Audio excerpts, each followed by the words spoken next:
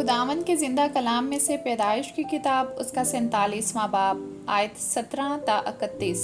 سو وہ اپنے چوپائے یوسف کے پاس لانے لگے، اور یوسف گھوڑوں اور بھیڑ بکریوں اور گائے بیلوں اور گدھوں کے بدلے ان کو اناج دینے لگا، اور پورے سال بھر ان کو ان کے سب چوپایوں کے بدلے اناج کھلایا۔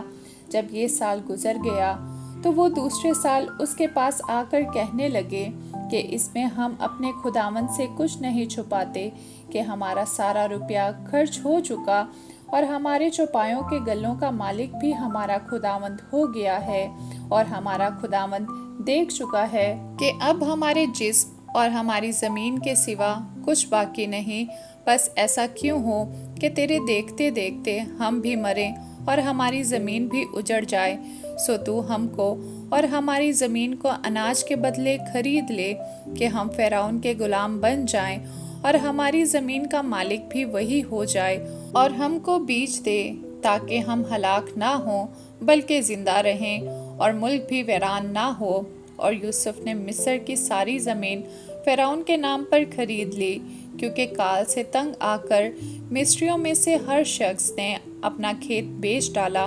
سو ساری زمین فرعون کی ہو گئی، اور مصر کے ایک سرے سے لے کر دوسرے سرے تک جو لوگ رہتے تھے ان کو اس نے شہروں میں بسایا، لیکن پجاریوں کی زمین اس نے نہ خریدی، کیونکہ فرعون کی طرف سے پجاریوں کو رسد ملتی تھی۔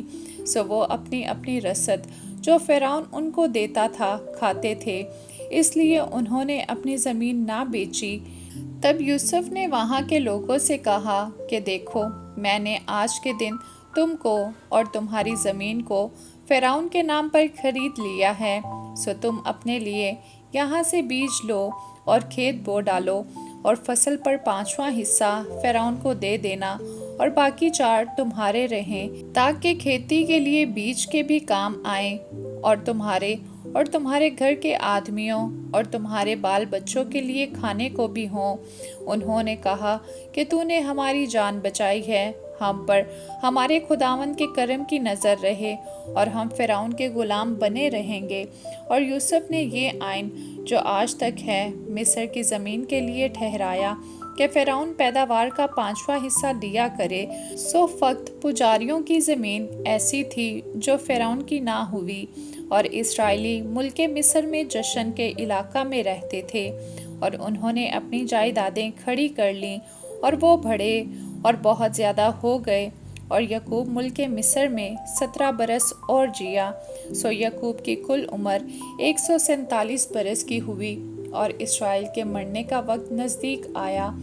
تب اس نے اپنے بیٹے یوسف کو بلا کر اس سے کہا، اگر مجھ پر تیرے کرم کی نظر ہے تو اپنا ہاتھ میری ران کے نیچے رکھ، اور دیکھ، مہربانی اور صداقت سے میرے ساتھ پیش آنا، مجھ کو مصر میں دفن نہ کرنا، بلکہ جب میں اپنے باپ دادا کے ساتھ سو جاؤں تو مجھے مصر سے لے جا کر اس کے قبرستان میں دفن کرنا۔